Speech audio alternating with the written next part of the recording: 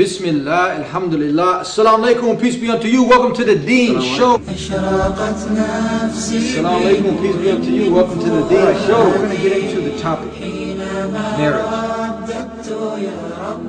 All praise due to Allah, the most merciful, the compassionate, and may peace and blessing of Allah be upon His Messenger Muhammad sallallahu alayhi wa sallam. Marriage in Islam. Love is probably the most spoken about subject in life of men and women today. We see that in living in the 21st century, it has become a culture, the body culture. Means everything is about beauty. People, they would like to marry someone because of their physical characteristics. Nothing about what is beyond that. At most marriages, they start with a loving relationship.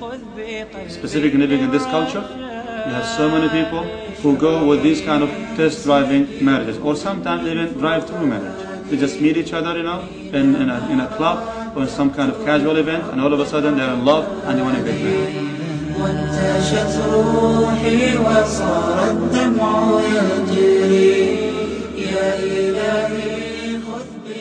Disagree. At what age should a youth get married?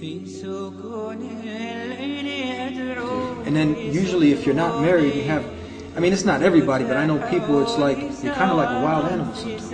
Well, it depends, of course, on the environment and how much they let it go loose. Yeah. Yes, indeed. But you got your desires run wild, you get heat, you're full of this heat, this passion. Plus, you get a chance to get in some real trouble. You live in the 21st century. Yeah. And when you go around walking in America, walking in the West in general, you will see that, again, it's all about body culture. Even right now, almost everywhere in the world. Body culture. Body culture. It's all, wherever you go, it's all about men getting in shape, muscles, whatever they try to do. Like how they just like flexing, how I look. What do you got to say to the parents who are restricting? Say the youth now, he's got this urge, right? And he wants to get married. He fears his creator because he knows if I fall into the fornication, I'll get in some big trouble, right? True. That's one of the is that one of the major sins? Absolutely. Major sins. Major sins. Okay. Major sins. So now, punishable.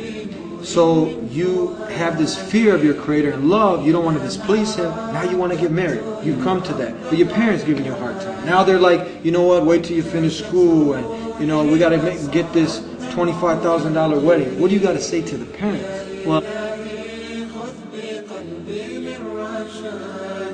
so you're telling me that in marriage, lawful marriage, you having relations with your wife, you're getting reward for you're getting rewarded for that? Absolutely. The Prophet Muhammad himself, he said that.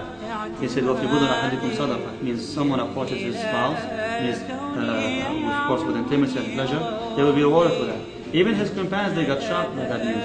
He said, Ya Rasulullah, O Messenger of Allah, someone is going after his desire, and he goes and he gets reward. I mean, just satisfying his desire is a rewarding thing by itself. So do you get also a heavenly reward for that? He gave them now the rationale for that. He said, what if this person does that in an unlawful way? Wouldn't they be held accountable for that and he'll be punished for that? He said, yes, Ya Rasulullah.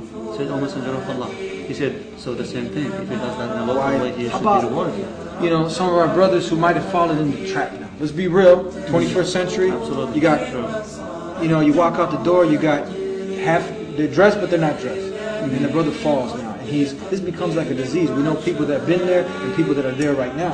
What advice do you have for them? How do they get out of this trap?